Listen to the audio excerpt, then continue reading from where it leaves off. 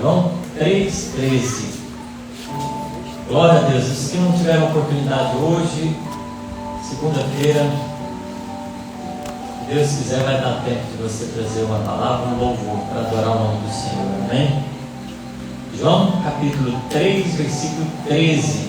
A palavra de Deus diz assim: ora, ninguém subiu ao céu senão aquele que de lá desceu, a saber, o Filho do Homem que está no céu.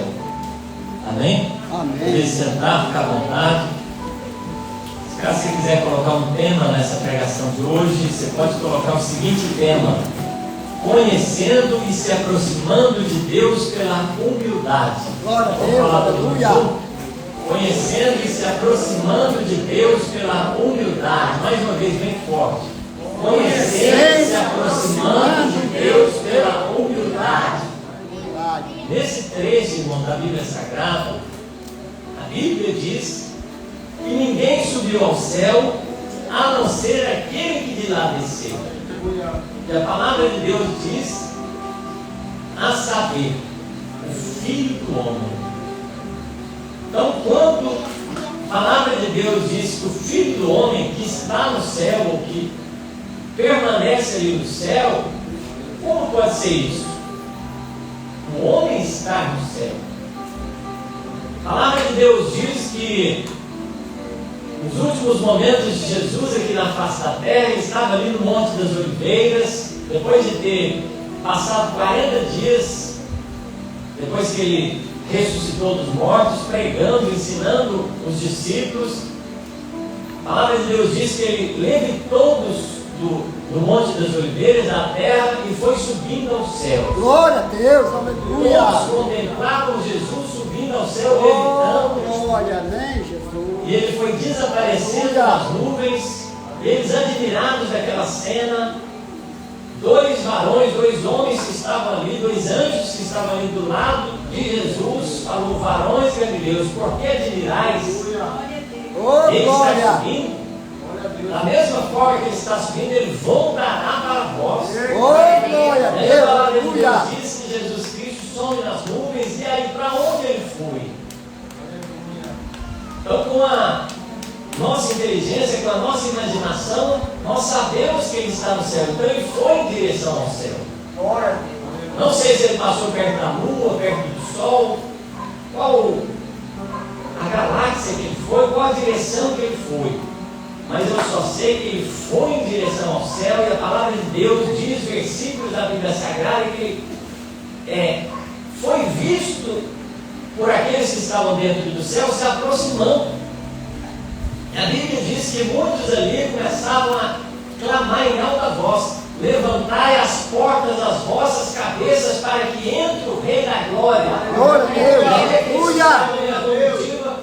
Perguntando ali, os que estavam ali na muralha celestial começaram a falar: quem é o Rei da Glória? E eles responderam: o Senhor dos Exércitos. Ele é o Rei da Glória. Jesus Cristo chega no céu, o primeiro humano que chega no céu, o primeiro corpo humano. A humanidade foi levada para o céu. Algo impossível aconteceu. Nunca nenhum corpo humano tinha sido levado para o céu. O primeiro ser humano a subir ao céu foi Jesus Cristo. Aleluia. E aqui, irmão, é que começa esse ensino de hoje. Para você subir, você tem que descer.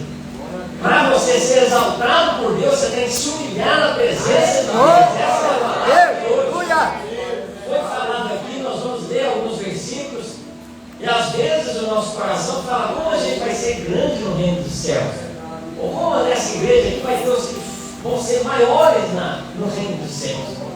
Aí pode ser que você pense que seja o pastor, pode ser que você pense que aquele que tem mais dinheiro vai ser o maior na igreja, aquele que tem a voz mais bonita, aquele que sabe pregar melhor, aquele que tem uma aparência melhor. Mas a Bíblia não diz nada dessa maneira. A Bíblia diz nesses versículos que a gente vai ler agora, do próprio Jesus respondendo quem que vai ser o maior no reino dos céus. Mateus capítulo 18, versículo 1. A palavra de Deus diz assim: naquela mesma hora, aproximaram-se de Jesus os discípulos, perguntando: Quem é porventura o maior no reino dos céus? Aleluia. Jesus, chamando uma Aleluia. Glória a criança, Deus. colocou-a no meio deles e disse: em verdade vos digo, se não vos converterdes e não vos tornardes como a criança, de modo algum entrareis no reino dos Oh, céus. glória a Deus. Quem receber uma criança tal como esta em meu nome, a mim me recebe.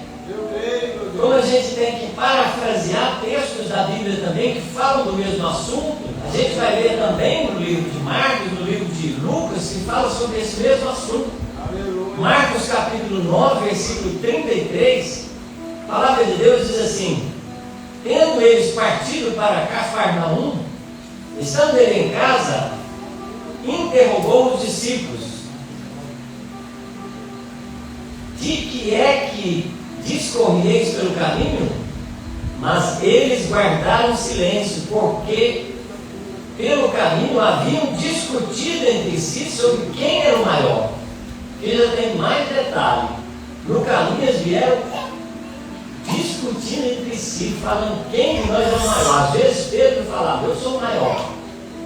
Às vezes o outro falava: Tiago, eu sou o maior. João falava: eu sou o maior. E houve uma discussão entre eles, indagando uns aos outros, ou querendo saber quem era o maior, ou tentando se justificar para convencer os demais que ele era o maior. E aí Jesus, sabendo disso, ele assentando, chamou os 12 e lhes disse: se alguém quiser ser o primeiro, será o último e o servo de todos. Olha só, aqui tem uma palavra muito tremenda. Você imagina que tem 100 pedaços de bolo aqui. Aí fala para dizer, o maior tem que comer primeiro. Não é isso que a gente fala? O primeiro pedaço tem que ser para o mais importante do lugar. Se tiver um presidente da república aqui, o primeiro pedaço vai para o presidente da república. Se tiver aqui alguém que tem muito conhecimento, muito, você fala: não, vamos honrar o fulano de tal que tem mais conhecimento com o primeiro pedaço. Aí o que a palavra de Deus diz? Que o maior tem que ficar por último. Aí você pensa desse jeito: então, se o presidente da república estiver aqui, todo mundo vai servir o presidente da república, porque ele é o maior. E aí Jesus ele fala desse jeito: o maior de todos seja servo de todos também. Aleluia. Glória a Ou seja, Deus. você é o último a ganhar um pedaço do bolo. Aleluia. Glória a Deus. Você é o último a ser servido. Você que vai ser aquele que vai servir aquelas pessoas. Então, quanto mais você tiver a pretensão de se desenvolver na obra de Deus, mais você vai se tornar servo dos outros que estão na obra de Deus. Mais você vai ajudar as pessoas segundo o que Deus te colocou para que você viesse a fazer. Aí aqui, irmãos, tem algo que eu vou te falar que é muito importante. Presta bastante atenção. Quando você vai ajudar alguém, você imagina que você é pedreiro. Aí o ajudante vai te ajudar. Você é o pedreiro, ele é o servente do pedreiro. Você tem paciência para ensinar as pessoas que estão aprendendo contigo?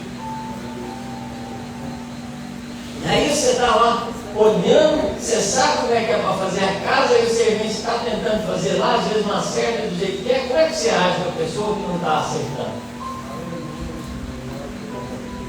E aí eu te digo: porque você que sabe mais, você vai apontar os erros das pessoas que estão à sua volta, ou você vai apontar a incapacidade das pessoas à sua volta. Se você corre mais, você vai olhar para o que corre menos e falar: eu corro mais que você. Às vezes você vai tentar destacar o que você sabe fazer de melhor, mas humilhando as outras pessoas à sua volta.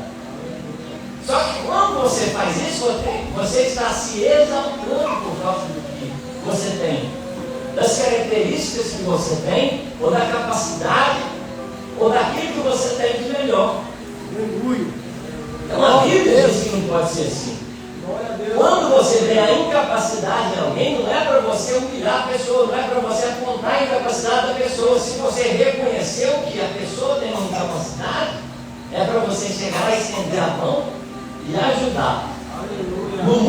chega em primeiro lugar, ele vai ser ovacionado, ele vai ser olhado como aquele vitorioso. No reino de Deus, aquele que vai lá no que está no último lugar, estende a mão e ajuda ele vai ser considerado o vitorioso no reino dos céus. Esse é o propósito. Nem um para trás. Pode ser o mais fraco. Se tiver um paralítico aqui, se ele não for curado, nós vamos estender a mão e ajudar o paralítico.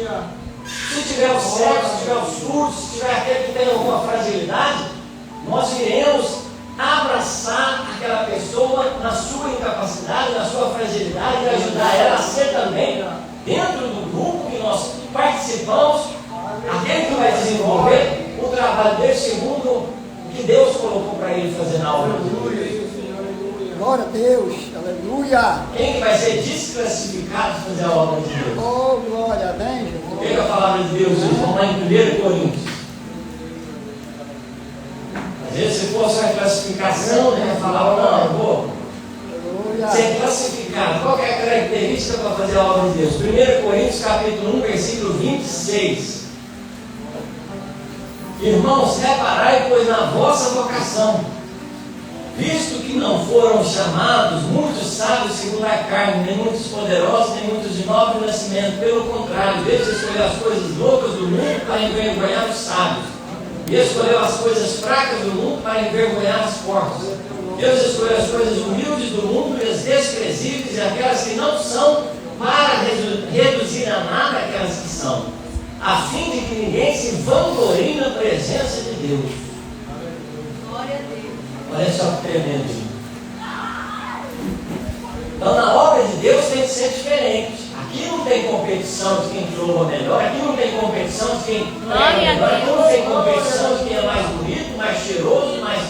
Não, aqui nós vamos fazer o que tem que ser feito, ajudando os outros que têm algum problema para diante de Deus ser consertado. Oh, glória, E aí o nosso coração vai seguir o que tem que glória a ser. Deus. Qual que vai ser o seu próximo? Eu lembro, irmão, eu fui fazer uma matéria em Direito Administrativo 3 na faculdade. Como eu era aluno irregular, eu puxava a matéria, eu adiantava as matérias, eu ia para a sala que eu não estudava na sala. Então tinha 60 alunos que eu chegava numa sala que ninguém me conhecia para fazer uma matéria só naquela sala. Chegava lá, não tinha amizade com ninguém, eu sentava na minha cadeira e ficava quietinho fazendo a matéria que eu tinha que fazer, que eu tinha adiantado aquela matéria. Chegou no dia da prova, eu não tinha estudado nada.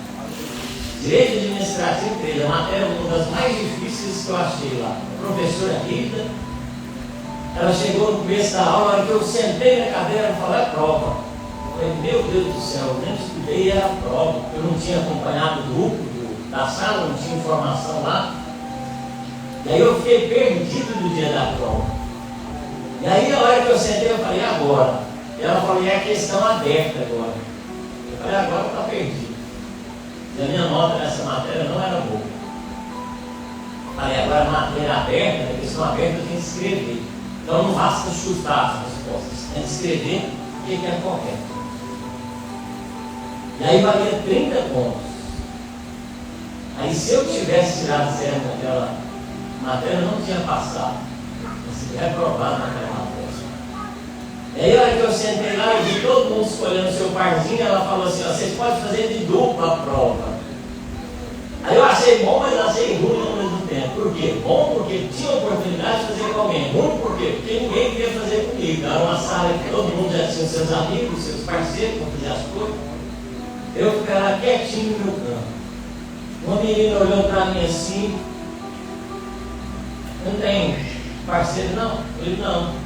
Quer fazer comigo? Eu falei, quero, na hora. E era a menina mais inteligente da sala de aula. E aí ela pegou, falou desse jeito, ela tem 4 questões abertas aqui, tem A, B, C, tinha 3 letras em cada questão. Então tinha que desenvolver as letras de uma questão. Então tinha 4 questões, vezes 3, ia dar 12 questões para responder, 6 para cada um. E aí eu peguei do meu lado as 2 questões e ela falou, você faz as 2, eu faço as 2. Ela terminou de responder as 6 questões dela, A, B, C, uma questão, ABC de outra questão, eu não estava nem na A da primeira questão ainda, não tinha feito. Ela virou para mim, você não fez não? Eu falei, não, tá aqui que eu vou fazer para você. Pegou tudo. Fez tudinho, acabou, entregou a prova, quando viu que não, mas tirou praticamente total na prova. E aí eu passei de ano por causa daquela menina. Eu sou advogado hoje porque eu tive misericórdia de uma aluna que não me conhecia e estendeu a mão para me ajudar. Como é que você explica isso? Então quem é o meu próximo? Eu lembro dela até hoje, onde eu passo eu conto a história, porque ela para mim foi importante. Então não é a que sentou lá na frente e sabia mais do que eu que foi importante para mim. É na hora que eu estava com dificuldade, alguém lembrou e foi lá e me ajudou. Eu um sorriso, você chega com alguém, às vezes está acanhado na igreja, chega lá, vem cá, irmão, senta aqui nesse lugar, vai gravar na mente dele o seu sorriso, vai gravar na mente dele ou na mente dela a recepção que você fez, a forma de você ajudar aquela pessoa na caminhada dela. Então, no momento que você estiver errando, saiba disso. Deus ele quer que alguém não aponte o seu erro, acuse você. Deus ele quer que alguém estenda a mão para te ajudar. Da mesma maneira, quando você vê alguém errando na sua frente ou do seu lado, saiba disso. Deus ele não te mostra os erros das pessoas para você desqualificar a pessoa. Você já viu a pessoa que chega no lugar e vê demônio em tudo?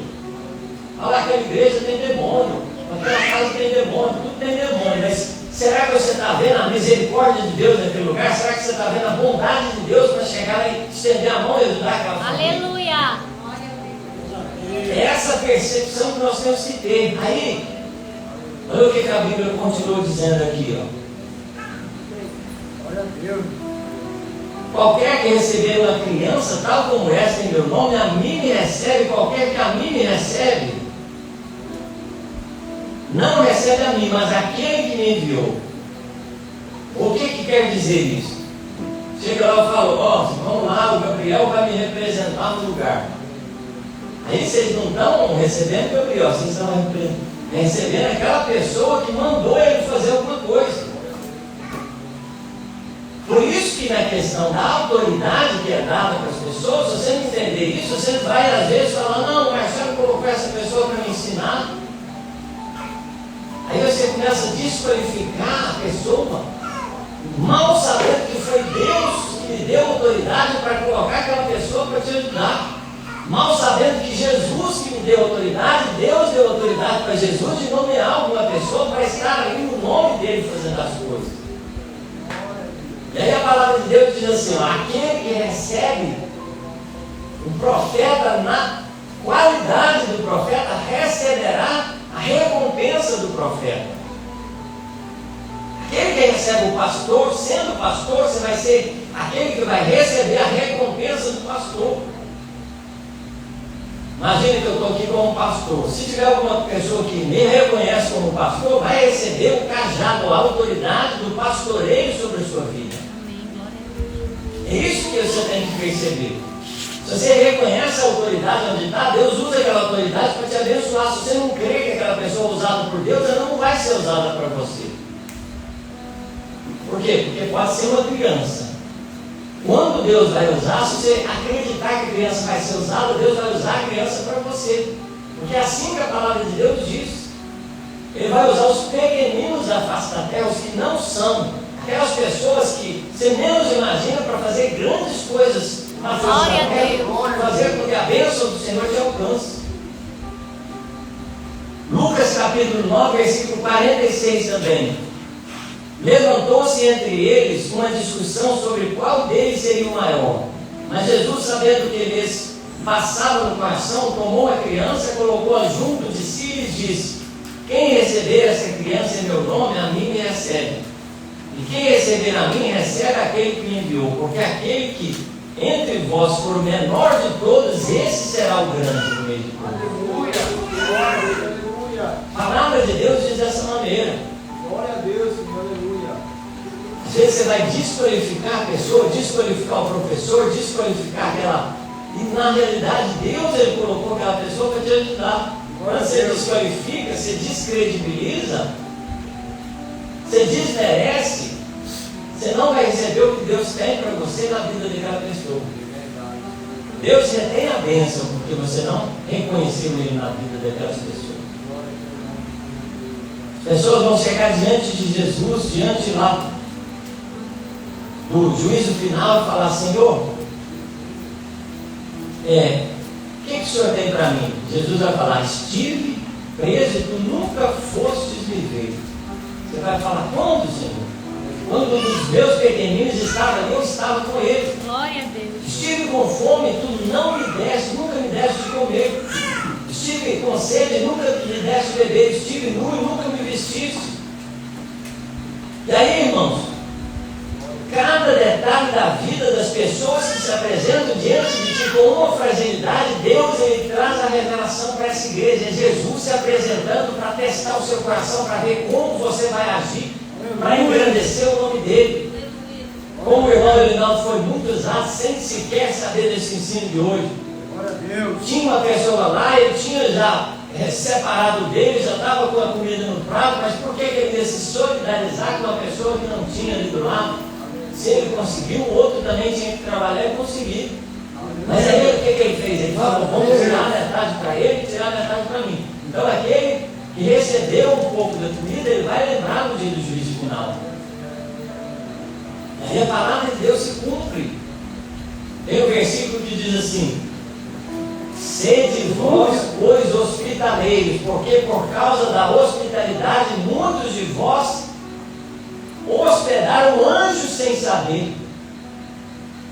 Como Deus se apresenta na vida da igreja?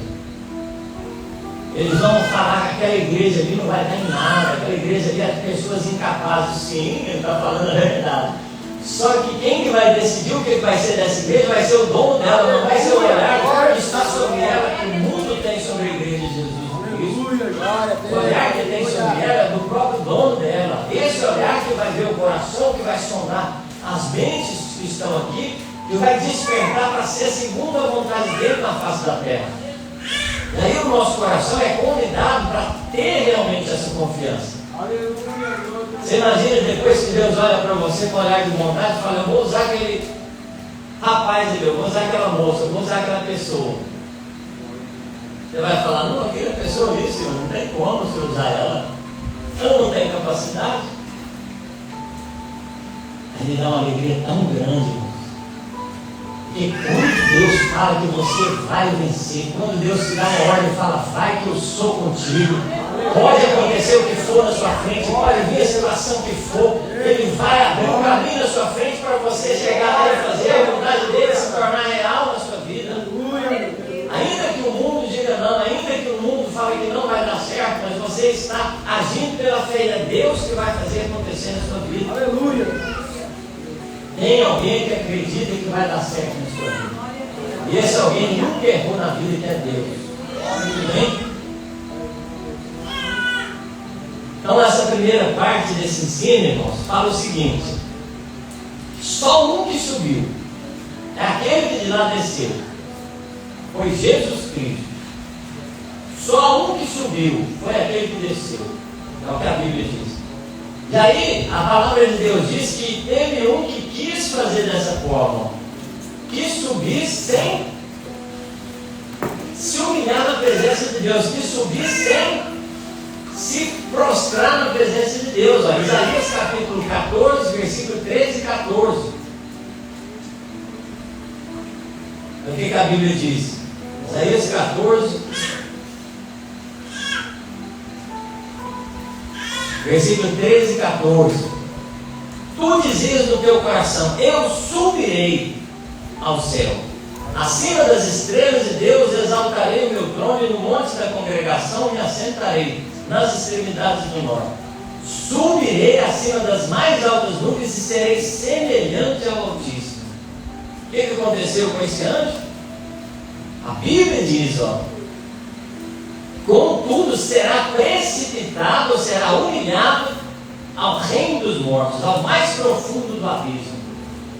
O estado daquele que quis se exaltar diante de Deus foi humilhado ao estado mais degradante que toda a humanidade, ou todos os anjos vão olhar e falar: esse daí é o pior de todos. Esse daí foi rebaixado de uma posição que você vai olhar e falar, esse daí não é ninguém mesmo, não. Presença de Deus. Foi Satanás, foi o diabo, Lúcifer. Ele perdeu tudo que ele tinha, ele foi a um estado de derrota total em todos os sentidos. E aí, Deus ele deixou um exemplo de soberba, de orgulho, de egoísmo, de tudo que é de ruim, falou, não seja parecido com ele. E aí ele trouxe um exemplo de alguém que não fez como o Lúcifer fez, que não se exaltou. E aí a gente vai chegar lá. Olha o que a Bíblia diz. Ezequiel capítulo 28, versículo 17, falando desse que se exaltou diante de Deus.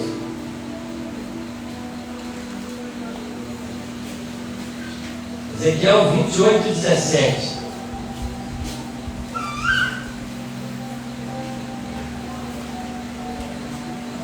Elevou-se o teu coração por causa da tua formosura, corrompeste a tua sabedoria por causa do teu resplendor. Lancei-te por terra diante dos seis e te pus para que te contemplem. Está vendo só? Elevou-se o teu coração, surgiu dentro do coração soberbo, orgulho, e aí Deus abateu ele.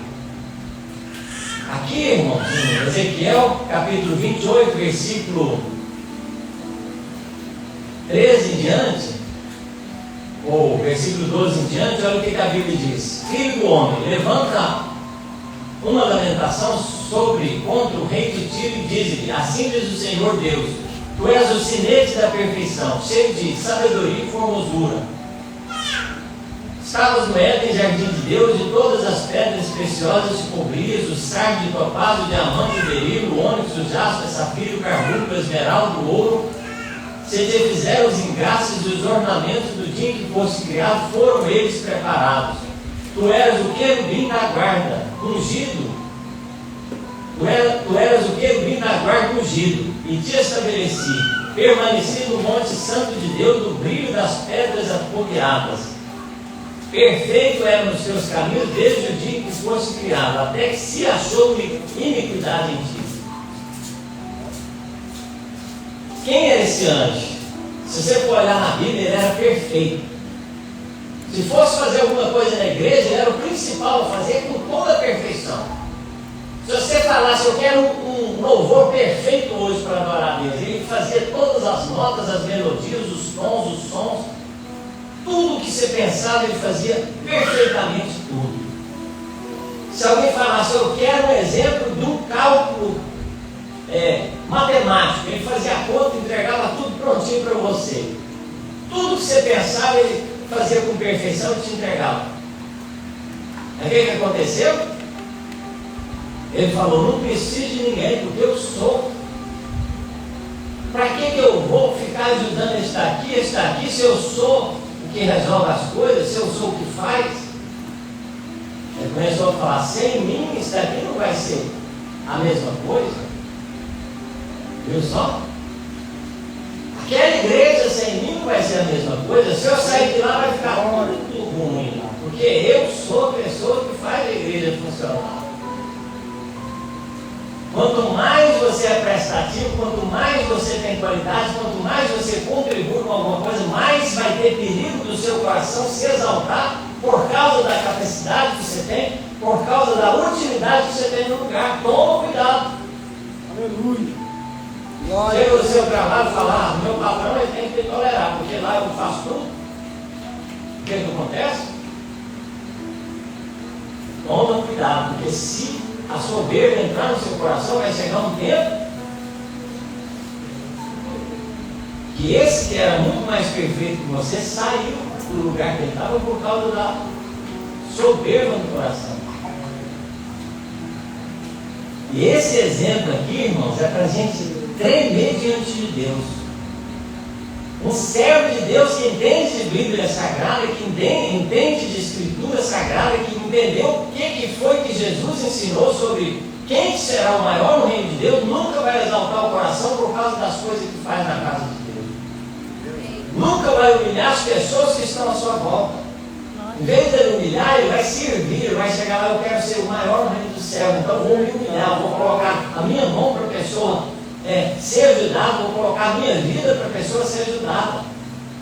E aí Deus ele vai olhar a pessoa e falar, realmente, cara, a pessoa está se humilhando diante de mim, por que ela está ajudando tanto daquela maneira? Aí Deus olha desde os céus e fala, esse daqui foi aprovado. Você lembra daquela história que eu contei? Do velhinho da irmãzinha que orava atrás da porta. O pastor estava numa igreja grandona mesmo, sabia pregar, sabia fazer as coisas, aí ele foi transferido para um arraial de uma igreja pequenininha. Nesse arraial tinha uma irmãzinha que orava atrás da porta da igreja lá, pedindo para ver, Senhor, manda alma, Senhor, manda alguma coisa, chorando, pedindo alma. Deus mandou um pastor lá. Quando o pastor chegou, ele começou a fazer os movimentos e aí de repente a igreja encheu. Aí ele falou dentro do coração dele, quando eu cheguei aqui, a igreja melhorou, a igreja desenvolveu, eu estou aqui há 2 anos, olha o tanto de alma que tem aqui agora. Não é isso que Nabucodonosor fez quando ele construiu a Babilônia? Não é esta a Babilônia que eu construí com as minhas próprias mãos? Na hora que ele falou assim, veio um anjo do céu e falou, caiu. Vai comer capim agora. O anjo determinou e o rei da Babilônia, Nabucodonosor, foi comer capim igual um boi lá no pasto. Porque se humilhou, se exaltou diante de Deus. Deus humilhou aquele que se exaltou. E aí esse pastor, quando ele falou assim, ele não imaginou. Aí ele teve um sonho. Aí ele foi contar o sonho para a igreja. No sonho, estava todo mundo chegando lá para receber as coroas. E um lá recebia uma coroa e outro lá recebia a coroa. Foi passando todo mundo da igreja e de repente tinha uma coroa muito bonita, grandona, aquela mais especial, tinha uma coroazinha pequenininha lá. Aí ele olhou do lado, estava ele e a irmãzinha da oração. Ele falou, nem precisa pensar, olha, aquela coroa maior é do pastor e aquela menorzinha da irmãzinha ali. Chamou a irmãzinha, ela pegou a coroa maior. Na hora que chegou na vez dele, ele pegou a coroazinha pequenininha. Ele foi reclamar diante de Deus. Por que, Senhor? Eu sou o pastor, eu cheguei, teve tantas almas. Aí ele foi mostrar realmente o que tinha dentro do coração dele, o que tinha dentro do coração daquela velhinha que estava orando pela igreja. Aquela velhinha nunca deixou de acreditar, nunca deixou de chorar, nunca deixou de interceder, nunca deixou de ajudar. O coração dela era inteiramente envolvido na obra de Deus, o coração dela cuidava da obra de Deus, plenamente diante de Deus. E ele estava com o coração cheio de vaidade, cheio de soberba. E aí Deus não aprovou a obra dele. Deus que vai recompensar cada um segundo a sua obra. E aí no nosso coração tem esse aviso, os que se exaltam serão humilhados. Ó. Tiago capítulo 4, versículo 6. Deus resiste aos soberbos, mas dá graça aos humildes. Tiago 4, 6. Provérbios 29, 23. A soberba do homem o abate, mas o humilde de espírito obterá honra. Lucas capítulo 14, versículo 11. Pois todo que se exalta será humilhado, e o que se humilha será exaltado. Mateus 23, 12. Pois todo aquele que a si mesmo se exaltar será humilhado, e todo aquele que a si mesmo se humilhar será exaltado. Tem outros versículos, Lucas capítulo 18, versículo 19 ao 14. Versículo 9 ao 14. Lucas 18, vamos ler lá para vocês verem.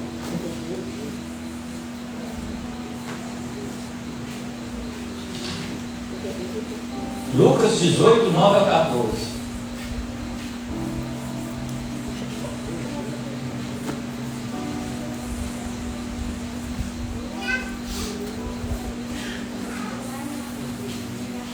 Versículo 9 ao 14. Propôs também essa parábola a alguns que confiavam em si mesmo, por se considerarem justos e desprezavam os outros. 2 homens subiram ao templo com o propósito de orar, um fariseu e outro publicano. O fariseu, posto em pé, orava de si para si mesmo, desta forma: ó Deus, graças te dou porque não sou como os demais homens, roubadores, injustos, adúlteros, nem ainda como este publicano. Jejuo 2 vezes por semana e dou o dízimo de tudo quanto tenho. O publicano, estando em pé, de longe, não ousava nem ainda levantar os olhos ao céu, mas batia no peito, dizendo: ó Deus, sê propício a mim que sou pecador.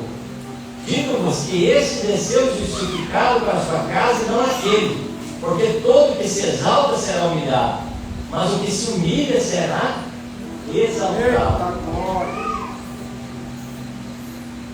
E aí, irmãos, presta bastante atenção como a palavra de Deus diz. Aleluia. Você imagina que Deus ele planeja que Jesus chegue na face da terra. O Filho de Deus chegue na face da terra. Qual o lugar que você acha que seria o lugar principal para chegar ao Filho de Deus? Eu poderia pensar como eu penso. Não, Deus é dono da terra inteira. Se o Filho dele vier para a face da terra, ele tem que escolher o melhor lugar para ele chegar. Melhor nação. Nessa nação, a melhor cidade para ele chegar. Aí o que a Bíblia diz? Ó? João capítulo 1, versículo 46. Pode vir alguma coisa boa de Nazaré? Onde Jesus morou? Onde ele estava ali? Em Nazaré. Você fala, o que foi Nazaré? O que tem de importante nessa cidade de Nazaré? Nada, lá é uma cidadezinha comum, um arraial. Como você fala assim, de onde você veio? Eu vim de lá de Sacramento, Minas Gerais, uma cidadezinha pequenininha, ou de alguma cidade que você fala, nossa, essa cidade é uma currutela lá pequena, não tem sentido nenhum. Honra nenhuma vim de lá. E eles falaram, o que vem de Nazaré? Vem coisa boa? Jesus veio de Nazaré. Miqueias falou sobre isso também, ó. E tu, Belém de Efrata, posto que pequena entre os milhares de Judá, de ti sairá o que governará Israel, e cujas saídas antigas são desde os tempos antigos. Belém de Judá, ou Belém de Efrata, uma cidadezinha pequenininha também, veio Jesus de lá. Veio de Belém, Jesus estava ali em Belém. Isaías capítulo 9, versículo 6. Aí, olha para vocês verem o que a palavra de Deus diz. Porque um filho nos nasceu, uma criança se nos deu. Chegou Jesus Cristo. Ele chegou na forma de um ser humano. E a própria palavra de Deus diz aqui, ó, Salmos capítulo 8, versículo 4. Se você quiser abrir lá, essa daqui é muito importante você ler também. Salmos 8, 4. Comecinho dos Salmos aí, vai falar sobre Davi olhando, contemplando o tamanho do universo, o tamanho das estrelas, de tudo que tinha, e ele falou esse salmo. Quando, versículo 3 em diante, ó, Salmos 8, 3. Quando contemplo teus céus, obra dos teus dedos, e a lua e as estrelas que estabeleceste, quem é o homem que dele te lembres? Do filho do homem que tu visites? Fizeste, no entanto, por um pouco menor do que Deus, de glória e de honra o coroaste. Deste-lhe domínio sobre as obras das tuas mãos, sobre os seus pés tudo lhe puseste. Está vendo só? Então Jesus veio na forma desse ser tão insignificante que é o ser humano. Quando você olha o tamanho do universo, bilhões e bilhões de galáxias, por que você acha que ia ter vida só aqui no planeta Terra? Por que você acha que esse planeta é tão importante, ou quem mora nesse planeta é tão importante para chamar a atenção de Deus, que o Filho de Deus veio visitar esse lugar, veio visitar esse planeta? Hebreus capítulo 10, versículo 5. Por isso, quando Cristo veio ao mundo, disse: sacrifício e oferta não quiseste, mas um corpo me preparaste. Lucas capítulo 2, versículo 7 ao 14, vai falar assim, ó, nasceu então um menino que era o seu primeiro filho, envolveu-o em panos e o deitou numa manjedoura, porque não conseguiram arranjar uma casa. Agora para analisar isso. Filho de Deus chegou no mundo, nasceu numa cidade de Nazaré, estava ali em Belém, e ali naquele lugar insignificante, a palavra de Deus diz que ele não tinha nem um lugar de morar ali naquele lugar que ele nasceu e teve que ser colocado numa manjedoura, que significa um coxo de capim, onde as ovelhas, onde os animais comiam, se alimentavam ali. Por quê? Que Deus, sendo criador de todas as coisas, tendo infinitos recursos, e na hora que o filho dele entrou no mundo, ele deixou o filho dele ser colocado no coxo de capim. Você já parou para pensar nisso? O que Deus ele queria ensinar para nós sobre isso? Desde a entrada de Jesus na face da terra, Deus estava ensinando sobre a humildade no coração. Ele estava falando, Jesus Cristo ele vai ensinar sobre humildade. Eu coloquei o meu filho para ensinar para esse povo que é humildade na face da terra. Então o nascimento nobre não significa que você tem que ser rico para ter um nascimento nobre. Se você realmente tiver um pai que te ama, o tanto que o pai oferecer para você, o recurso que ele tiver, na família que tiver, vai ser o suficiente para você ser parecido com Jesus Cristo. Isaías capítulo 53 vai falar sobre não tinha nem parecer nem formosura. Se fosse falar assim, a genética de Jesus sendo o Pai e o Espírito Santo de Deus, qual vai ser a genética dele? A gente imagina um homem de olho verde, de cabelo loiro, se imagina um homem todo forte, um homem que olhasse para ele e falasse, o filho de Deus, o homem mais bonito que tem na face da terra. Você pensa que Lúcifer era bonito, aquele anjo lá criado por Deus, o Filho de Deus, isso é muito mais bonito, é infinitamente mais bonito que o Lúcifer. Mas quando você olha para Jesus, estava um homem comum lá, que não tinha nem parecer nem formosura, uma beleza que nós víssemos dele, que olhássemos para ele e desejássemos, a palavra de Deus diz. Homem comum. A palavra de Jesus era bonito? Não, não era bonito, ele era um homem comum, normal. Filipenses capítulo 2, versículo 9, vai falar sobre isso, pelo que Deus trouxe para ele, quando ele veio aqui na terra, a humilhação dele sair da posição de Deus, de ser igual a Deus, não teve por usurpação ser igual a Deus, mas humilhou-se a si mesmo, tomando forma de homem.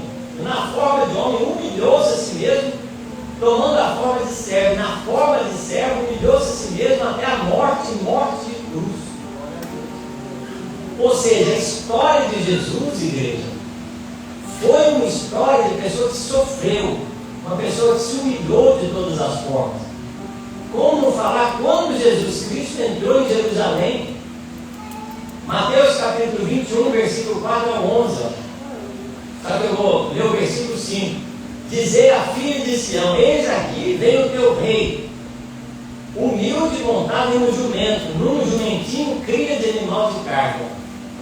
Quando chegou o rei dos reis, senhor dos senhores, o senhor dos exércitos, e entrou na cidade, que era a capital, onde ele seria recebido como rei, você já viu quando o rei chega num lugar, ele vai chegar sendo honrado. O presidente da república, ele manda os embaixadores chegar na frente, arrumar a festa, arrumar o local, coloca ouro, coloca joias preciosas, coloca os melhores tecidos, os melhores perfumes, as melhores comidas no lugar para ele ser recebido. Ele chega ali numa carruagem, chega nos cavalos ali, nos melhores cavalos que tem. Quando Jesus chegou com um talão de jumentinho. Eu até brinco. Todos os animais estavam ali. Falou, vai ter que escolher um animal para Jesus entrar em Jerusalém. Aí chegou lá o cavalo todo pomposo, olha, eu vou, minha crina, minha força, eu sou forte, eu participo de batalha. Não vai ser você não. Chegou o leão, eu sou o rei da floresta, chegou com todo o seu poder ali de impressionar, a imagem do leão sendo livre. Não vai ser você. Quando pensa que não, o jumentinho estava lá no canto dele, quietinho lá, ninguém lembrava dele. Vem cá, jumento, vai ser você, ele do alegre demais. Jumento,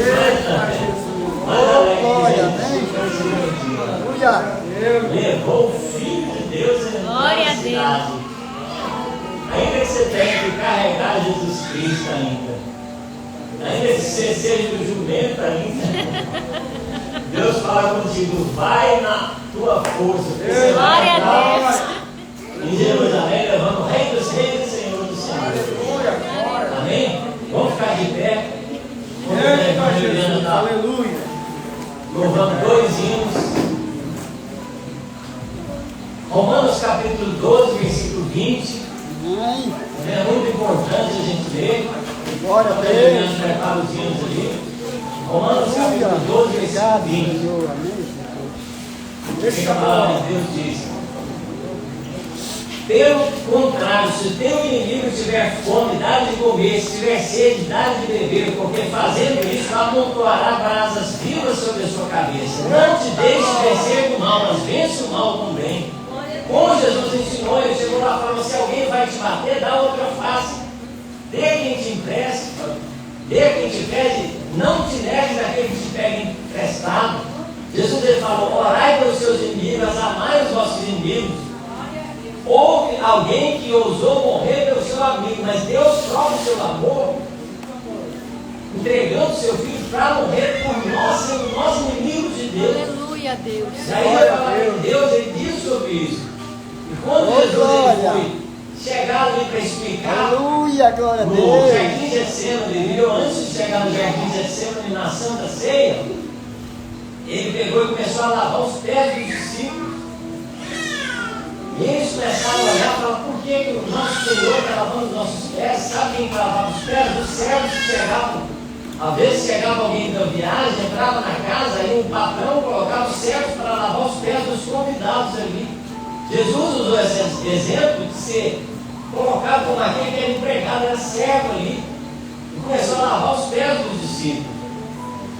Aí ele falou: se eu, sendo Senhor, faço dessa maneira, eu convido vocês a fazerem da mesma forma. E aí, cumpre o que a gente fala, aprendendo sobre Jesus, conhecimento, aproximando de Deus pela humildade.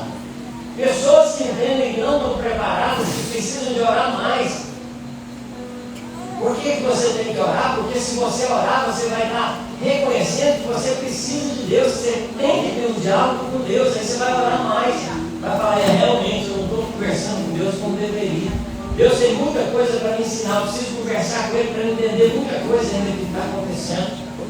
Se você falar: não vou jejuar mais, e aí Deus ele vai te abençoar no jejum. Glória a Deus. Se você colocar no seu coração: não preciso de conhecer mais a Bíblia, ler mais a Bíblia, eu preciso de mais culto, eu preciso de me esforçar mais, eu vou ajudar mais a obra de Deus, aí Deus ele vai estar contigo nessa bem-aventurança de você ir em direção a Ele. Aí você vai se aproximar de Deus realmente. Você já viu aquele autoconfiante que chega na hora de fazer a prova e não sabe de nada e fica lá acomodado? Depois eu me viro lá no meu ponto. Será que vai ser assim? Então nós temos que nos preparar. Não aconteça de você ser pego de surpresa. Amém? Adore o Senhor. Coloque o seu coração diante do Senhor. Desses minutos que nos restam aqui, Deus ele fala no nosso coração: seja humilde. O melhor exemplo de humildade é Jesus Cristo de Nazaré. Ele deu exemplo, ele como líder, ele se humilhou. Ele falou: se você é cristão, se você segue o exemplo de Cristo, vai ter no seu coração humildade, ele vai te colocar